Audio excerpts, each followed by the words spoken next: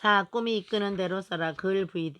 윌리엄 제퍼슨 클린턴은 20세기의 가장 성공한 사람 중에 한 명이다. 그는 사회경제학으로 최하위층, 그것도 결선 과정으로 태어났지만 32세의 미국 역사상 최연소로 주지사에 당선되는 기록을 세웠고, 보통 정치인이라면 이제 막 본격적인 활동을 시작할 나이인 46세에 세계 정치계의 정점이라고 할 수 있는 미합중국 대통령 자리에 올랐다. 이런 성공의 축복을 받은 사람이 인류 역사상 과연 몇 명이나 될까?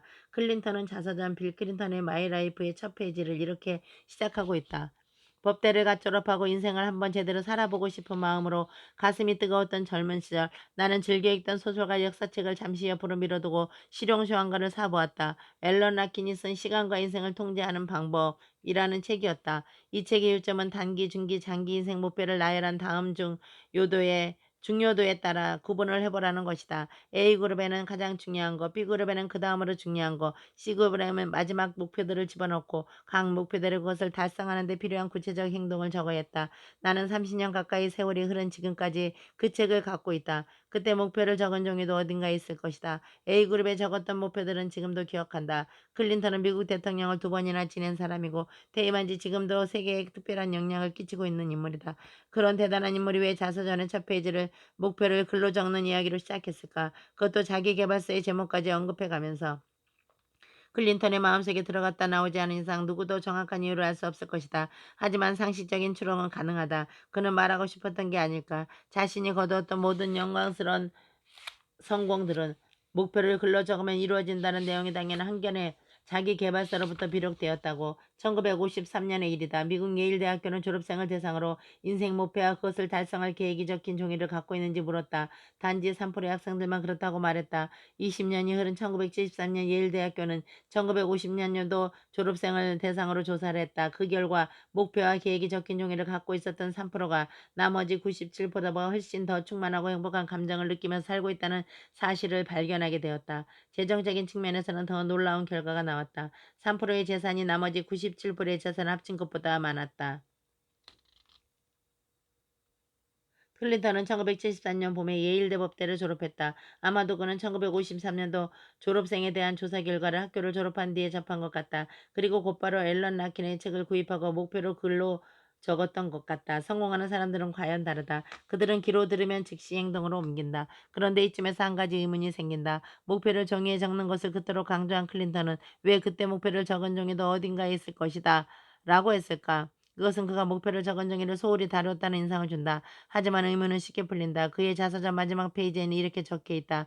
내 이야기로 돌아오자. 나는 지금도 젊은 시절에 세웠던 인생 목표를 달성하기 위해 노력하고 있다. 이를 통해 우리는 추리해 볼 수 있다. 클린턴의 종이의 목표 적기 습관은 예일대 법대를 졸업하고 대통령을 퇴임한 지금까지도 계속되고 있다고. 틈날 때마다 자신의 목표를 새 종이에 적고 있는데 페이지나 마찬가지 상태인 30여 년 전의 종이를 구태여 가지고 다닐 이유가 없는 것이다. 즉 클린턴의 이 말은 젊은 시절에 세웠던 인생 목표들을 새로운 종이에 계속해서 적으면서 그 목표들을 달성하기 위해 노력하고 있다는 의미로 받아들일 수 있다. 이러한 추론이 가능한 것은 클린턴이 R&D 마니아이기 때문이다. 클린턴은 초등학교 시절부터 나는 대통령이 될 거야라고 공언하고 다녔고, 청소년 시절에는 케네디 대통령과 함께 찍힌 자신의 사진을 보면서 백악관의 주인이 되는 것을 생생하게 꿈꾼 것으로 유명하다. 정리하지만 클린턴은 소리 브이드 기법을 초등학교 때부터, 사진 브이드 기법은 15세부터, 글 브이드 기법은 27세부터 실천한 사람이다. 글 브이드로 글을 이룬 사람들, 꿈을 이룬 사람들, 꿈이 이루어진 모습을 생생하게 그리면서 그 꿈을 글로 적으면 이루어진다는 이야기는 사실 널리 알려진 RVD 기법 중의 하나다. 이 기법을 실천해서 꿈을 이룬 대표적인 사람들을 알아보자. 조지 워싱턴. 나는 아름다운 여자와 결혼할 것이다. 나는 미국에서 가장 큰 부자가 될 것이다. 나는 군대를 이끌 것이다. 나는 미국을 독립시키고 대통령이 될 것이다. 미국 건국의 아버지 조지 워싱턴은 12살 때부터 위의 목표를 글로 적으면서 생생하게 꿈꿨다. 이소령. 나는 미국에서 최고의 대우를 받는 첫 동양인 스타가 될 것이다. 나는 1970년부터 세계적인 명성을 얻을 것이고 1980년까지 1,000만 달러를 벌 것이다. 이소룡이 친필로 작성한 이 종이는 뉴욕 플래닛 할리우드에 소장되어 있다. 비틀스. 존과 나는 거의 언제나 공책을 펼쳐놓고 나란히 앉곤 했다. 완전히 누더기가 되어버린 그 공책은 지금까지 소중히 간직하고 있다. 첫 페이지 상단에 레논과 맥카트니의 오리지널이란 제목을 붙이고 생각나는 대로 무엇이든 써두었다. 공책 한 권이 그렇게 빽빽히 채워졌다. 다음 세대에는 우리가 최고의 밴드가 될 거라는 꿈으로 가득 채워진 공책이었다. 그리고 우리는 그 꿈을 이루어냈다. 비틀즈 멤버 폴 맥카트니가 한 말이다. 작가 레리 레인지가 쓴 오만한 CEO 비틀스라는 책에 있는 내용이다. 레인지에 따르면 폴 맥카트니는 이렇게 단언했다고 한다. 꿈을 글로 적는 습관이 비틀스의 성공에 커다란 역할을 했다. 스콧 애덤스. 나는 신문의 만화를 연재하는 유명한 만화가가 될 것이다. 만화가를 꿈꿨지만 공장에 취직하게 된 스콧 애덤스는 자신의 꿈이 이루어진 모습을 생생하게 그리면서 매일 종이에 15번씩 이렇게 썼다. 마침내 신문의 만화를 연재하는 꿈이 이루어지자 이번에는 매일 15번씩 나는 세계 최고의 만화가가 되겠다고라고 적었다. 현재 그의 만화는 전 세계 2천여 종의 신문에 연재되고 있다. 그는 지금도 매일 15번씩 종이에 이렇게 적고 있다고 한다. 나는 플리처상을 받을 것이다. 이나머리가 좋아. 월 매출 10억엔을 달성하고 모두 하와이로 여행 갑시다.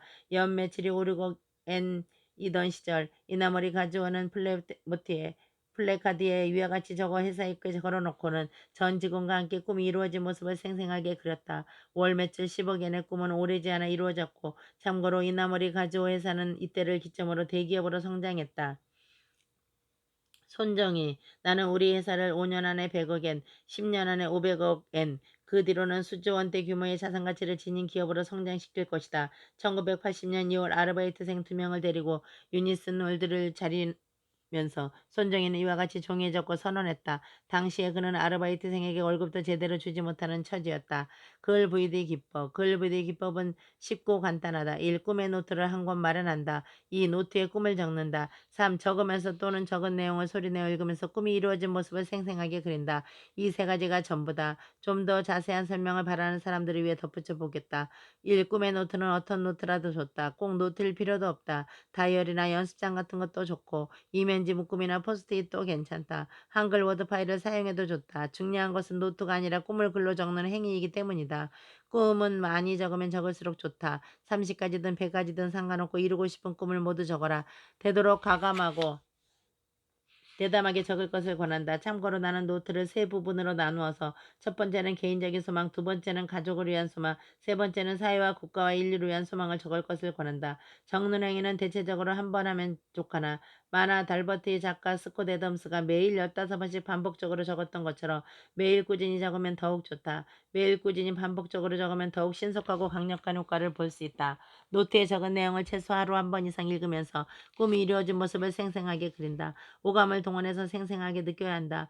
명심하라. 꿈이 이루어지는 속도는 당신이 느끼는 생생함에 비례한다. 글 VD 기법을 실천할 때 유의해야 할 두 가지 원칙이 있다. 첫 번째 원칙은 누가 무슨 말을 하든 꿈의 노트에 적은 내용이 반드시 이루어진다는 것을 진심으로 믿어야 한다. 그 믿음을 지킴으로 당신에게 어떤 불이익이 온다 해도 기쁘게 감수해야 한다. 그게 꿈을 믿는 사람의 태도이고 꿈은 바로 그런 사람의 믿음에 반응하기 때문이다. 수십 년 전의 일이다. 미국의 한 고등학교 선생님이 자기 반 학생들에게 어른이 되면 이루고 싶은 꿈을 써오라는 숙제를 냈다.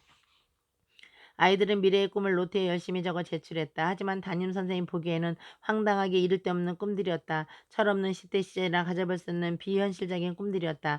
담임 선생님은 교육적 간섭이 필요하다고 생각했다. 아이들에게 현실적인 안목을 길러줘야 한다고 판단했다. 그는 아이들에게 꿈의 노트를 되돌려 주면서 현실적인 꿈을 적을 것을 요구했다. 아이들은 담임 선생님의 마음에 들도록 꿈을 새로 적었다. 가정환경, 학교, 성적 같은 현실적인 잣대에 비추어봐 충분히 이루어질 법한 꿈들을 적었다. 그리고 선생님으로부터 A 플러스 혹은 A를 받았다. 그런데 먼티라는 아이는 꿈의 노트를 한 글자도 고치지 않았다. 그대로 제출했다. 그의 노트 첫 페이지 상단에 이렇게 적혀 있었다. 나는 200에이커, 약 24만 평에 달하는 목장을 소유한 사람이 될 것이다. 나는 경주마 트레이너를 고용하는 사람이 될 것이다. 나는 서러브레드 순정 경주마를 기르는 사람이 될 것이다. 그 밑에는 목장의 조감도가 생생하게 그려져 있었다. 다음 페이지에는 목장의 구조가 자세하게 적혀 있고 그 다음 페이지에는 목장에서 기르게 될 가축과 목동의 수가 구체적으로 적혀 있었다.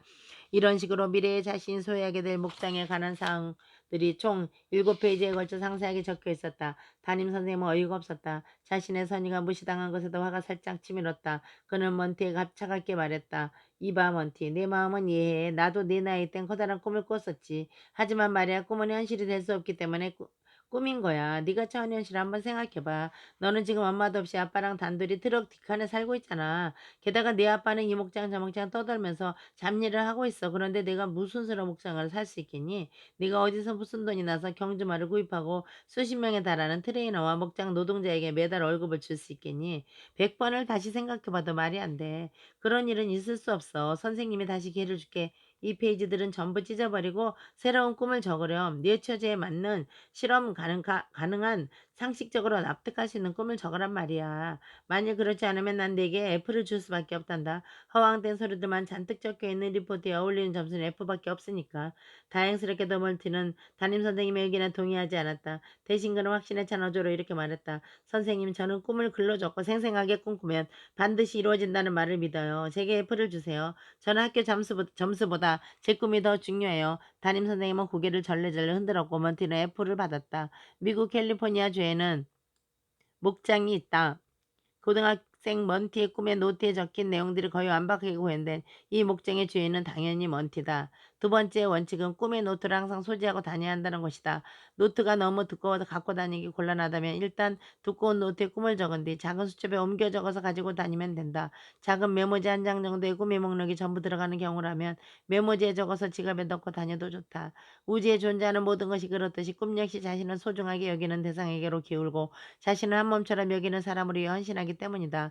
올림픽 10종 경기 금메달리스트 브루스 제너가 1996년 애틀랜타 올림픽을 앞두고 올림픽 10종 경기 대표 선수 지망생들을 대상으로 강연을 했을 때 일이다.